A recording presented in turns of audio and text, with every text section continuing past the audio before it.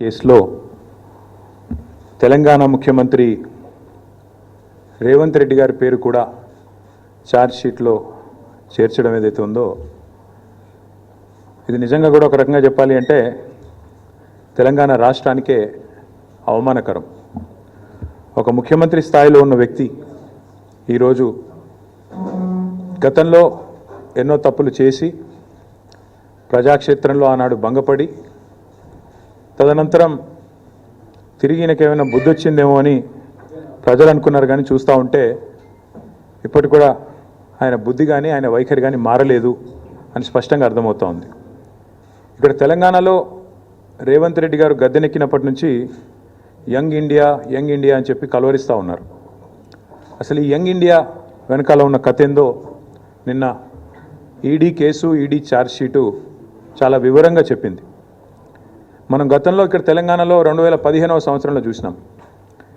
ఓటుకు నోటు కుంభకోణం ఇంకెవరు కూడా మర్చిపోలేదు.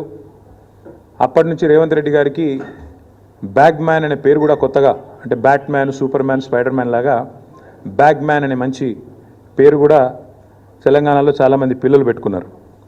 అదేమో ఓటుకు నోటు కుంభకోణం, ఇదేమో సీటుకు రూటు కుంభకోణం. ఇదేదో ఊరికే అనట్లేదు సీటుకు రూటు కుంభకోణం అని. స్పష్టంగా రేవంత్ రెడ్డి గారి గురించి నేను చెప్పడం కాదు, ఈరోజు మంత్రిగా ఉన్న కోమటిరెడ్డి వెంకటరెడ్డి గారే ఓపెన్గా బహిరంగంగా పత్రికా సమావేశంలోనే చెప్పినారు. ఈయన 50 కోట్లు పెట్టి పిసిసి అధ్యక్ష పదవి కొనుక్కున్నాడు అనే మాట ఆ రోజు స్వయంగా ఈనాటి మంత్రి, ఆనాటి ఎంపీ కోమటిరెడ్డి వెంకటరెడ్డి గారు చెప్పిన మాట. కానీ సరే, వెంకటరెడ్డి గారు చెప్పిన దానికి ఆ రోజు ఆధారాలు లేకపోవచ్చు, కానీ ఈరోజు ఆధారం ఉంది అంటూ ఎన్ఫోర్స్మెంట్ డైరెక్టరేట్ వారు ఛార్జ్ షీట్లో స్పష్టంగా ఎవరు డబ్బులు ఇచ్చారు, ఏ పొజిషన్ అమ్ముకున్నారు, ఎన్ని డబ్బులు ఇచ్చారో కూడా స్పష్టంగా చెప్తా ఉన్నారు. ముందేమో ఆనాడు పిసిసి కోసమేమో సూటుకు ఆనాడు పిసిసి పదవి కోసం బ్రహ్మాండంగా ఆ రోజు డబ్బులు ఇచ్చి 50 కోట్లు ఇచ్చి తెచ్చుకున్నారని వాళ్ళ కాంగ్రెస్ నాయకులు చెప్పిన మాట.